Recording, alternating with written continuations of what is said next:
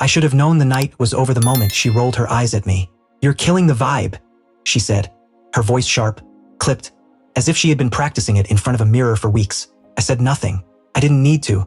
Something inside me, something I had been burying for months, finally snapped. I stood up, grabbed my coat, and walked out, the weight of her words pressing down on me like physical blows.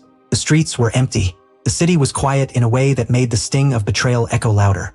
With every step away from her apartment, I replayed her words, her smirk, the way she avoided my gaze. The vibe she spoke of wasn't the music, the lights, or the party. It was him. I didn't have proof. I didn't even want it yet. But the seed of suspicion had been planted months ago, small and insidious, taking root in corners of my mind I refused to acknowledge. By the time I reached my apartment, my phone was a monument to obsession. 47 missed calls, all from her. I stared at the screen, heart hammering, thumb hovering over the first one. Part of me wanted to answer, to hear her voice and demand explanations. Another part, the part one trusted now more than I had in months, whispered, "Don't."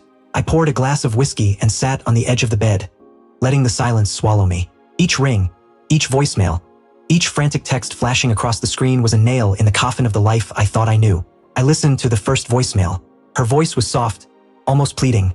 "Come back. I didn't mean it. Please." And beneath the surface, there was laughter. A pause, a breath, that subtle, familiar sound I had come to dread.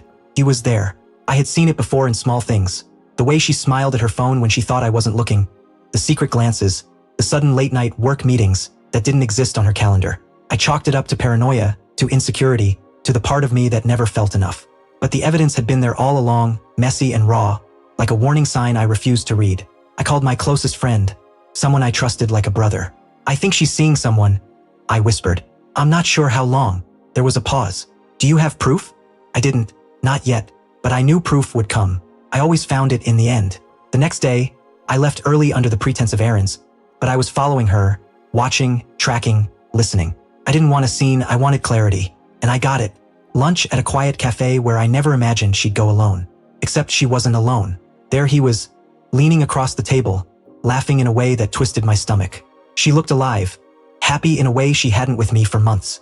The betrayal hit like a punch to the gut, leaving me gasping, blinded, frozen to confront her. I went home, sat in the dark, letting myself imagine every possible scenario. The texts she'd sent, the calls she'd answered, the late nights at work, all pieces of a puzzle painting a picture I wasn't ready to fully face. Slowly, a sharp, focused anger began to build.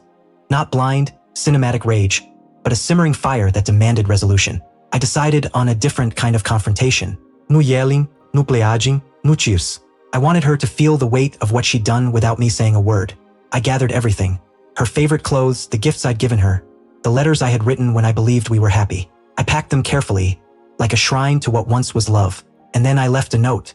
Simple, stark, cutting through every lie she'd hidden behind. "I see you. I know the truth. Don't bother calling. I'm done." By the time she came home, the apartment was silent, echoing. A space that had once been ours, now only mine. I watched from across the street, unseen, as she picked up the phone and read the note. Her face shifted, from confusion to shock, anger, and finally panic. I imagined the text she sent him, the frantic explanations, excuses, and denials. I smiled bitterly, finding a small sense of justice in letting her panic without interference. I didn't go back inside. I didn't want her apologies, tears, or explanations. I had learned something vital. Betrayal speaks loudest in its quiet ways, in the small things that scream if you listen. And the purest form of revenge isn't in hurting someone else. It's in reclaiming yourself. Days later, I changed my number, moved to a new place, and slowly began piecing together the man I had let slip away while trying to hold on to someone unworthy. The anger faded, replaced by a hollow kind of peace, the kind that comes when you stop expecting someone to be what they were never meant to be. I don't miss her, not really, but sometimes late at night I think of those 47 missed calls, the sound of her voice on that first voicemail, the laughter that betrayed me before proof was ever needed. I think about how small betrayals grow into walls, how silence can be louder than lies, and how walking away was the first act of love I ever gave myself. Leaving wasn't just about her, it was about me, about realizing the heart can heal, even when it breaks, and that justice doesn't always look like revenge. Sometimes it looks like freedom. By morning, there were 47 missed calls. By evening, there was only quiet, and that, I decided, was more than enough.